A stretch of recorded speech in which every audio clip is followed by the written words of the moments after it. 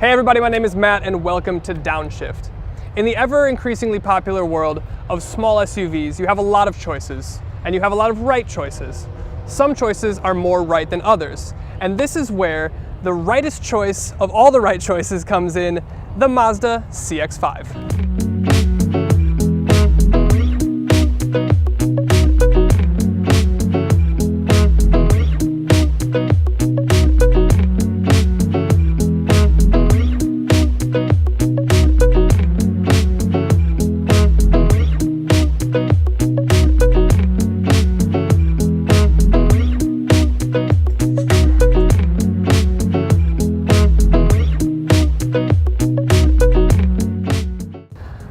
The Mazda CX-5 has quickly become Mazda's best-selling model. You used to be able to only get your CX-5 in 3 trim levels: the base Sport, the middle Touring, and the top Grand Touring.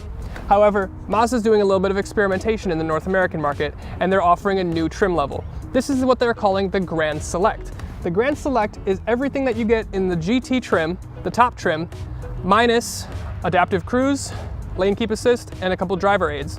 They've also knocked $500 off the starting price just to see what features are important to most Americans. Mazda does a fantastic job of offering value at all trim levels. One of the examples of how they do this is offering LED daytime running lights on all trim levels as standard. Another place that Mazda gives you fantastic value across all trim levels is in their wheels. If you've noticed, you've never seen a CX-5 with normal kind of chrome-ish colored wheels. Everything is gunmetal. Why? Because gunmetal looks better on pretty much all cars. That's just a fact. That's science, it's not refutable. So what Mazda does is they give you beautiful gunmetal alloy wheels, 19 inches for touring and grand touring trims. The Sport, you get still very beautiful 18-inch gunmetal wheels as standard. Americans want practicality, but since we're Americans, we want it all. So we want practicality to be sexy. So what has Mazda done for us? They've lowered the ride height of the CX-5 an inch, and they've widened it. Very sexy. So what else do you have to be the sexiest little SUV on the road? Well, you have to have squinty rear taillights to match your squinty rear headlights in the front. They're a beautiful LED, and they work really well. Also, you need to have dual exhaust. Why? Because like the wheels, it just looks good. One of the best things that Mazda could have done for this new generation is add a power tailgate. The last generation didn't have it. Not a problem anymore. As we move into the trunk, you see that you have about 30 cubic feet of space, as well as a 40-20-40 split. Take that, Honda. Of course, you can lower the seats individually here, center, left, and right. With all seats down, you get about 60 cubic feet of space. And it closes on its own too.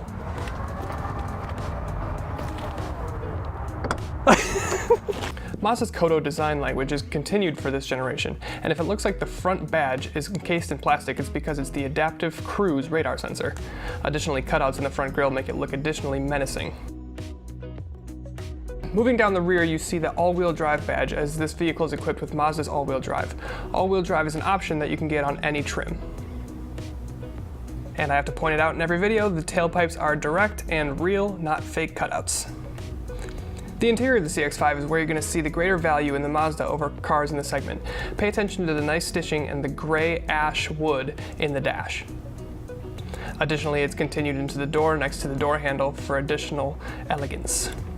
Mazda is also the only vehicle in this segment to offer white leather interior. This tester is in black, but the white is fantastic and would be my choice. Additional features are 3-level heated seats, as well as a heated steering wheel. However, the heated steering wheel is not the entire steering wheel. The heating is applied at the bolsters, but no heating is applied at the top or bottom of the wheel. Mazda's infotainment system is lovely and extremely responsive. It can be controlled by the wheel, down by the gear selector, or a touchscreen. Of course, you can pair your phone to make calls and listen to music, as well as control navigation. You can also control things such as vehicle settings, drive modes, and where you want your heads-up display. And the best thing, of course, is that they left a physical volume knob. Mated to the volume knob is Bose audio, as this is a high-trimmed Mazda. Additional features include a driver safety suite, including lane keep assist, radar adaptive cruise with full stop and start, as well as many things that can be controlled through the steering wheel, including voice controls and again, adaptive cruise as well as phone. An interesting quirk about the CX-5 is the push button start. The push button start will turn green and only activate when your foot is on the brake. Notice it's off, no green. Foot's on the brake and it's green. As you go to turn on the car, you put your foot on the brake, the light turns green, you push the button, and you are met with a traditional cluster. However, Mazda is now bringing you a digital cluster in the right-hand side. Active heads-up display includes everything from speed to navigation controls and things like that. Moving into your center console, you'll notice that it is very deep and spacious to accommodate anything that you would need to put in there. Additionally, there's 2 USBs and a 12-volt for you. Of course, there is a removable cubby and shelf. Rear seat amenities include dual climate vents, as well as dual map pockets finished in leather. The most exciting thing about the rear seat is the center armrest. Pull it down and you of course have your center cup holders, but you also have access to your 3-level heated seats for the rear seats. Open up the storage bin and you have an additional USB charger. A nice placement. Rear legroom isn't palatial, but it's definitely enough where I could be comfortable. Additionally, headroom is adequate to where I don't feel claustrophobic.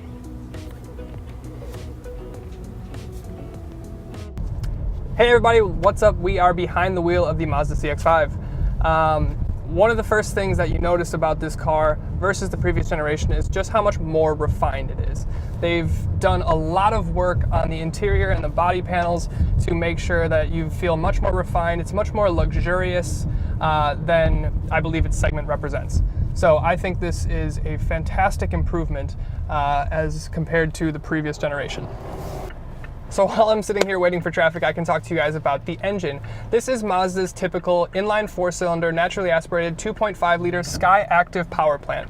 This will give you 187 horsepower, which is about 3 more than the previous generation. Not a whole lot, but some, and about 185 pound-feet of torque.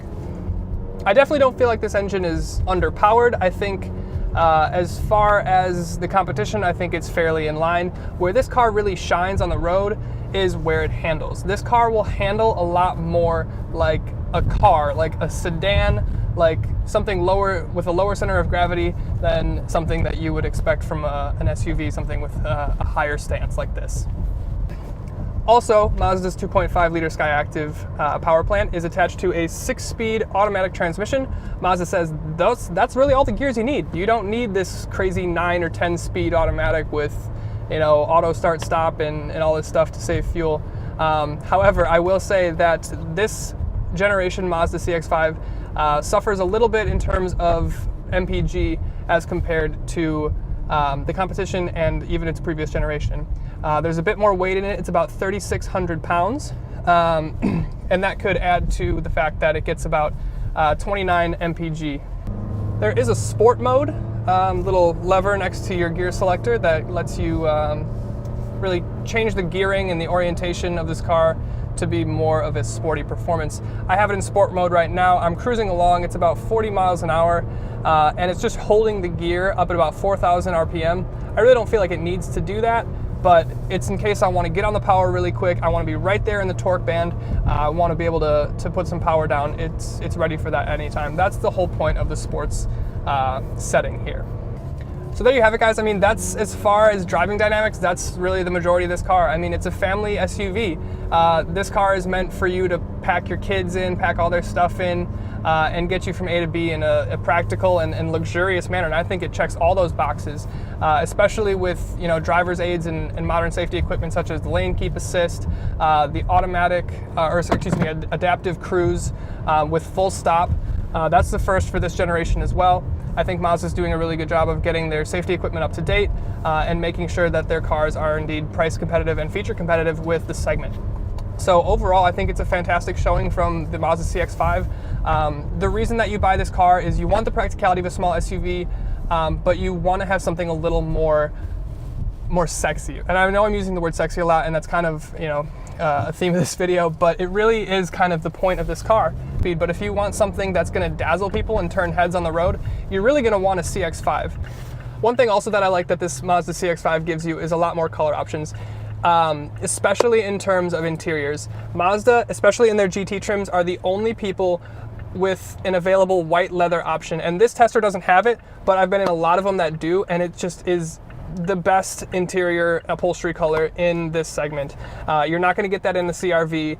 You're not going to get that in a Nissan Rogue. You're not going to get that in a Subaru Forester, a RAV4, whatever. Like, the interior is really, the interior and the overall exterior aesthetic is really what's going to win this car over for you if you're interested in something like a small SUV. Here we go. Let's give it a little bit of gas. Pitch it a little hard into this corner here. It holds on. That's one thing this car does phenomenally well, is it holds on in corners, it handles like a car, low center of gravity, feels like you have a bunch of control. And also one thing to mention about the driving dynamics of this car is it's a lot smoother than the previous generation. It feels more refined, and not just in terms of interior and build quality and things like that, but it rides a lot smoother, it handles bumps a lot better, it's more composed behind the wheel when you're pitching it around. So overall, a fantastic showing from Mazda, and I'm very excited, and it's a great car. So there you have it, ladies and gentlemen, that is the Mazda CX-5. If you are in the market for a small SUV, look no further than this. If you want style, practicality, luxury, refinement, sophistication, this is what you need. So please go and check out my friends at Hall Mazda in Brookfield, Wisconsin. They have plenty of these on their inventory, and they will take fantastic care of you. I really hope you enjoyed this video. I hope it was helpful in your decision. So please leave a comment, subscribe. I look forward to seeing you guys next time.